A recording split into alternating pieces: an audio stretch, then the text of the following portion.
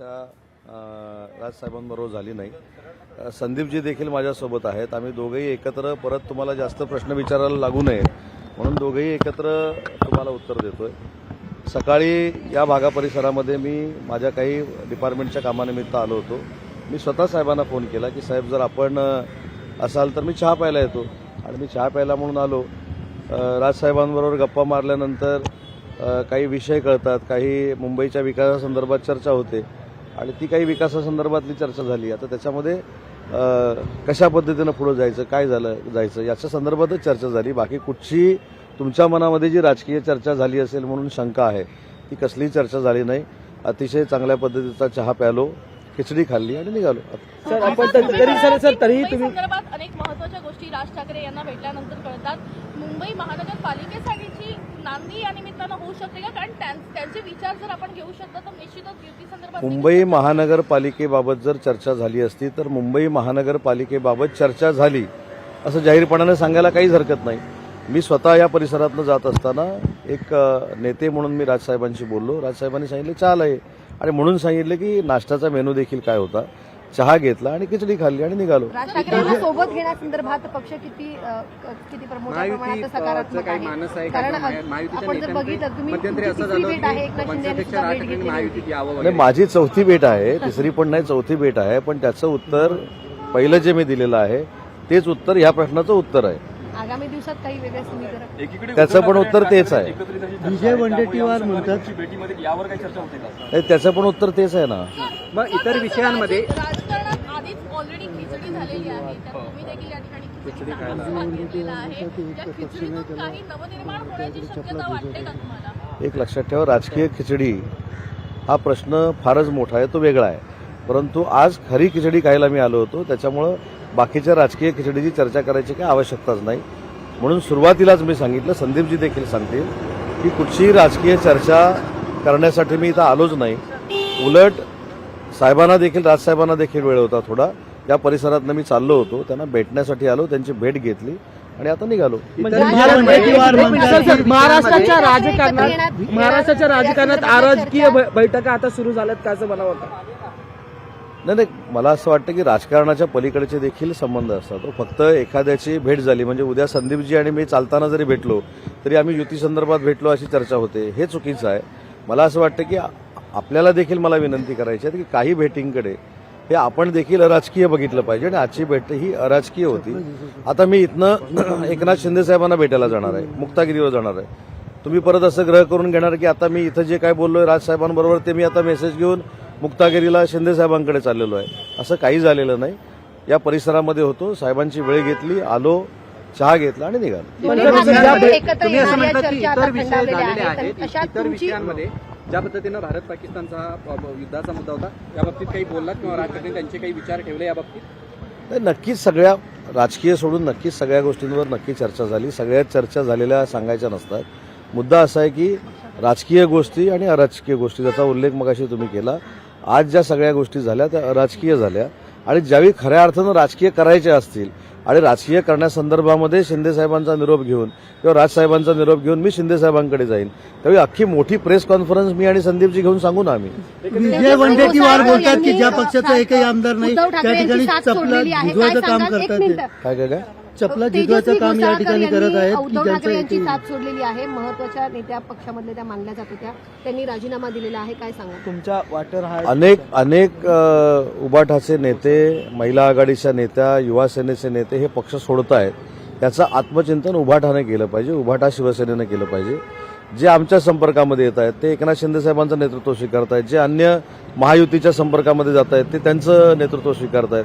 परंतु उबाठामधनं जास्तीत जास्त फ्लो येण्याचा जो चालू आहे तो माननीय शिंदे साहेबांकडे सुरू आहे आणि म्हणून मला असं वाटतं की या संदर्भामध्ये शिंदे साहेबांच्या कामामुळं, कर्तृत्वामुळं ही सगळी मंडळी आपल्याकडे येत आहेत. माझी आता संदीपजींना विनंती आहे की जे मी सांगितलेलं आहे ते खरं होतं की खोटं होतं त्यांनी सांगावं. तेजस्वी घोसाळकर यांच्याशी काही बोलणं झालं आहे का?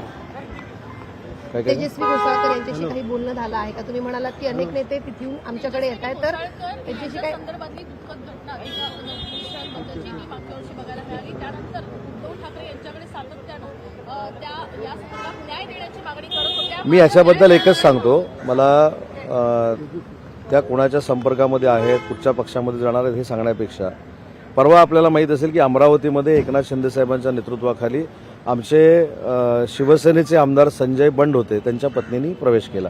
त्यांनी त्यांची व्यथा हीच सांगितली की एखादा आमदार या दुनियेतून निघून गेल्यानंतर त्याच्या कुटुंबाला जे पाठबळ द्यावं लागतं ते दुर्दैवानं आम्हाला मिळालं नाही. मी अपक्ष म्हणून निवडणूक लढवली, त्यावेळी माझ्याबरोबर साथीला कोण आलं नाही, म्हणून मी एकनाथ शिंदे साहेबांचं नेतृत्व स्वीकारते असे त्यांनी सांगितलेलं. आणि तीच परिस्थिती प्रत्येकावर आहे. मला असं वाटतं की त्याच्यावर आपण नंतर बोलू.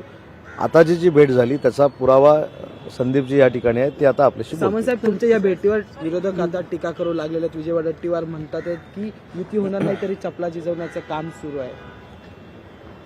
मला असं वाटतं की संपलेल्या पक्षाच्या नेत्यांना उत्तर द्यावं असं मला वाटत नाही. त्यांनी स्वतःच्या पक्षवाढीसाठी पहिला वेळ द्यावा, स्वतःचा पक्ष वाढवावा.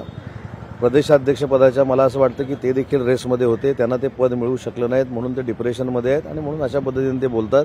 विजय वडेट्टीवार अतिशय माझ्या जवळचे मित्र आहेत, त्यांनी देखील आता योग्य मार्ग स्वीकारावा ही देखील त्यांना मला विनंती करायची हिंदी में जानना चाहेंगे आप.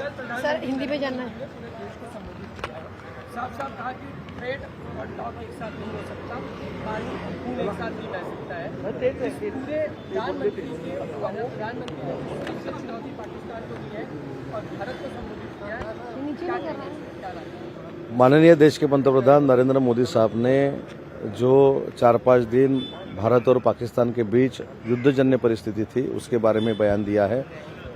अपने सैनिकों ने कैसा आक्रमण किया था, उन्होंने कैसा सबक सिखाया पाकिस्तान को, वो भी उन्होंने विशद किया है. इसलिए नरेंद्र मोदी साहब ने डिफेंस के बारे में जो कुछ कहा है उसके ऊपर मैं मंत्री करके बयानबाजी करना ये उचित नहीं है.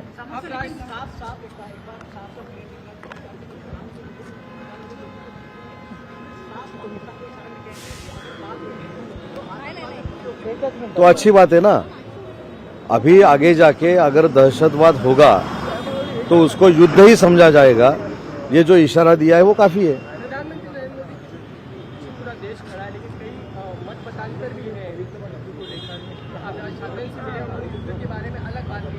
नहीं सुनो, ये इसके बारे में कुछ भी चर्चा नहीं हुई. इसके बारे में देश के माजी डिफेंस मिनिस्टर शरद पवार साहब ने जो बयान दिया है उसकी तरफ मैं ध्यान आपका देता हूं, क्योंकि उन्होंने कहा कि इसके बारे में ऐसा पब्लिक में आके बात करना अच्छी बात नहीं है.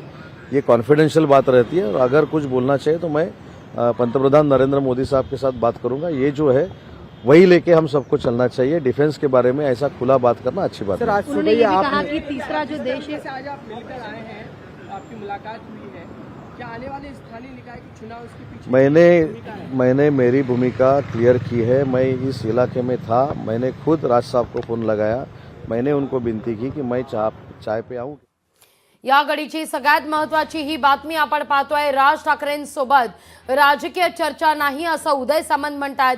पालिका निवडणुकांसंदर्भात चर्चा झाली असती तर सांगितलं असतं. आपण दादर परिसरात आलेलो होतो आणि केवळ भेटी करता चहा पाना करता शिवतीर्थावर आलो असं उदय सामंत म्हणतायत. पण सध्या राज्याच्या राजकारणात जे सांगितलं जातं ते घडतं, त्याच्या नेमकं विरोधात घडताना आजवर महाराष्ट्रानं अनुभवलंय. आजवर महाराष्ट्राचा गेल्या 4 ते 5 वर्षांचा इतिहास सांगतोय. त्यामुळे दोन महत्त्वाचे राजकीय नेते जर एकत्रित भेटत असतील आणि केवळ या ठिकाणी चहापानावर आणि खिचडीवर चर्चा होत असेल तर ते महाराष्ट्राच्या पचनी पडणारं नाही. त्यामुळे या दोन राजकीय मंडळींच्या भेटीमध्ये राजकीय खिचडी ही निश्चितच शिजली असेल यात तीळ मात्र शंका नाहीये. सध्या याच मुद्द्यावर राजकीय वर्तुळातून जोरदार चर्चा आता सुरू झालेली आहे. आपण केवळ चहापाना करता आलो असं सांगण्यात येतंय उदय सामंत यांच्याकडून. इतकंच नाही तर आता शिवतीर्थावरून आपण उपमुख्यमंत्री एकनाथ शिंदे यांची देखील भेट घेण्याकरता जाणार असल्याचं देखील त्यांनी या सगळ्या संदर्भात स्पष्ट केलंय. लोकशाही मराठी ऐका, पहा, जागरूक रहा.